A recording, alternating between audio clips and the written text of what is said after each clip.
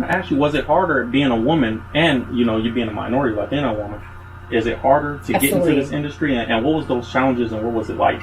It was a lot. One, you know what I'm saying? Being Mexicana in a hip hop industry, you know, and being Mexican, being a woman, and I'm not a size 1. You know what I'm saying? I am a thick, proud girl. So, you know, it just, I didn't feel like I fit in. It was that imposter syndrome where you are like, I'm part of the culture, but this part of the culture just looks shiny and pretty, you know what I mean? And I don't really fit into, you know, their views of what I am until I really grew into who I was. And then I was like, look, I am part of the culture. And this is what people look like. You know what I mean? They look more like me. Yeah, because I was going to ask you, what is the issue in those 3 things that you named? Like, why, you know, you said... I think sometimes because I'm not maybe as... like skin on Instagram, if you will. You know what I mean? Yeah. And they're looking for that in entertainment. Maybe, yeah. But also too, I've proven my worth by my work ethic, by the interviews that I have done.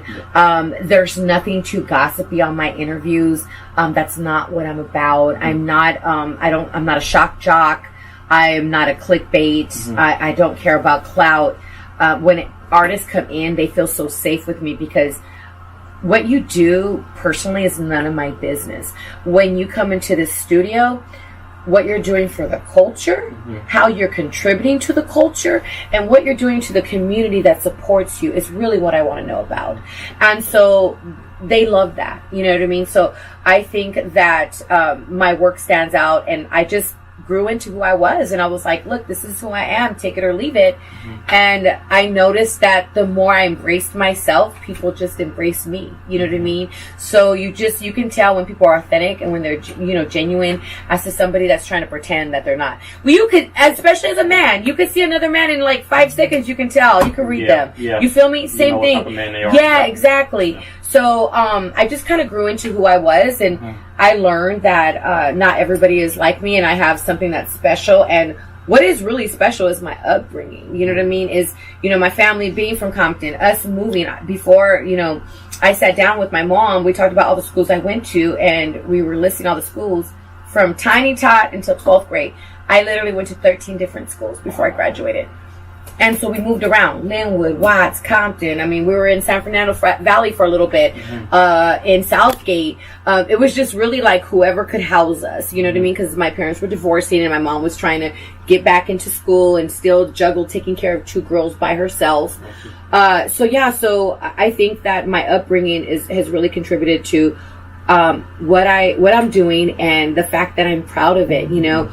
It doesn't embarrass me that I grew up on food stamps and that I lived in a trailer in Watts, and, you know, my dad was in and out of prison. That doesn't embarrass me. I was loved, you know. My dad would hurt anybody that would touch me, you know. My mom, you know, put herself through school and did that by herself because she loved us so much and she wanted to show us what it is to be an example. So I was loved so much, and I was revered by my family that I'm not embarrassed by that. Yeah, like, it seemed like you had a lot of confidence and still have a lot of confidence. Yes, I do. And I always think that coming from poverty, I come from poverty. Right. That I always felt that if I can make it with nothing and I get to this place, then there's nothing anybody could tell me at this point. I've done exactly. And I've learned how to live with less. Yes, I'm okay with that, you know?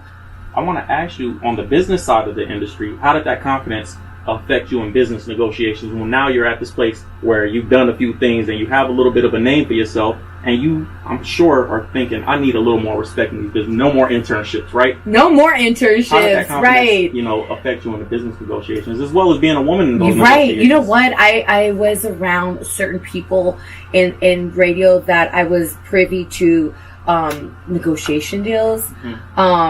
I worked with different men in radio. I got to shout out Tattoo. Tattoo was on Big Boy's Neighborhood on Power 106. And Tat left Big's neighborhood. He left Power at the time, and he came to KDay. This is before, now KDay and Power are sister stations. But before then, he left and he came to KDay. And the first week, it was so funny. The first week I worked with him, I walked out of the studio. I was like, y'all can't pay me enough to work with this crazy ass dude, right?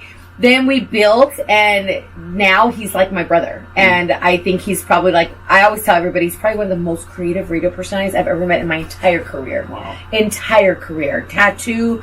You can sit a bunch of radio personalities down and come up with a Valentine's idea. We'll sit there, and I'm trying, and I'm thinking about it. Tell we'll have 25 right then and there, just off the top, just creative. But I got to see the confidence that he had. And I saw the belief that he had, and it just kind of like working with him on the morning show every day kind of rubbed off on me. And then once I started seeing the impact that I was making, I think it really took me to sit there and look in the mirror and be like, yo, see, you're fucking dope.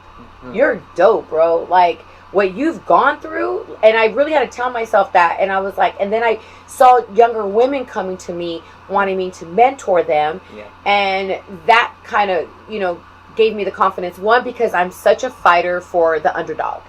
Such a fighter for the underdog. So when I see these girls coming in and they may not have as much confidence, or they're getting a little bullied and stuff, I go into protective mode and I'm like, I got you. Don't trip. So I think that helped me along the way, and just the accolades that I have acquired. I realized I sat back probably, and I'll be honest, I don't even think I say this too much on camera at all. I sat back over 10 years ago, and I was on social media, and I was looking at every talent across the board, every radio talent. And I was going to their Instagram, I was going to their account, and I sat there one day and I just did a deep dive research.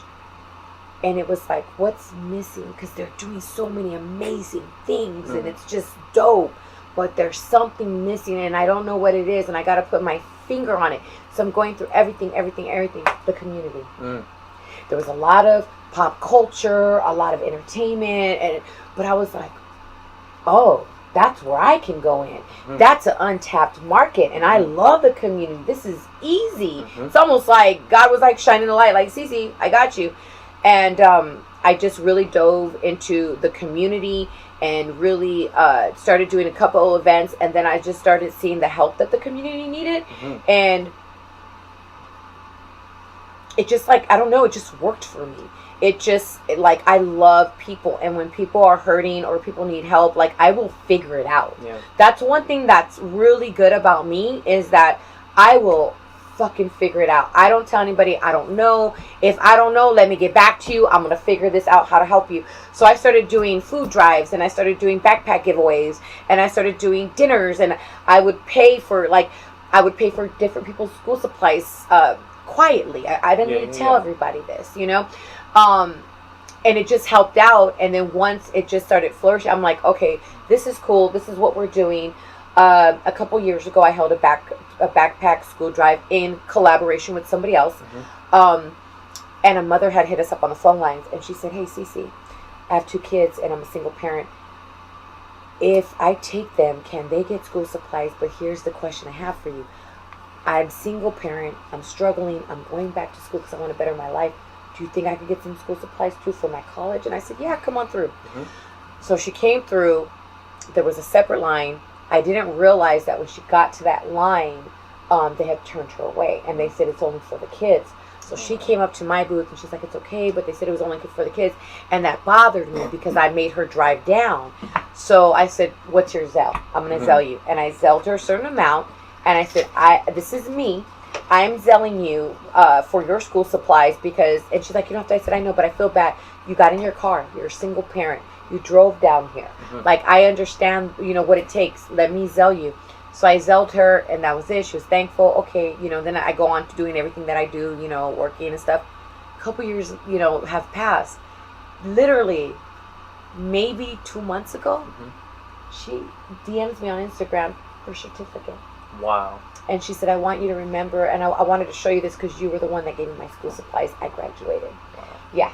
I was like, wow. I was like, oh my God, I was sitting here and I wanted to cry. And I'm like, this is why I do what I do. Yeah, you know what I'm saying? This is what it is to give back, because you never know whose life you're changing. And it's so important to give. And I think that I am, I think the way I show love is service to others. Yeah. You know what I mean? That's just who I am. My mom was like that. I'm like that. And I think that's kind of what has helped me in the community. And the community has always defended me, always got me, always supported me. But I've always given back, and I've always been very good with no matter what radio station I'm with. I always tell them, you cannot go into these communities and expect them to pay for your concert tickets if you can't go in their community and help them. And show love. Yeah, you should be able to go show love. If I'm going to ask you to pay for tickets for the concerts, I should be able to walk into your community. They got to feel like it's a relationship. Right, it's a give and take. Yeah. You know what I'm saying? So I think that just me having a heart, because some people are like, Cece, you're so nice. You know, you do this, you do that, and it's just I get it from my dad.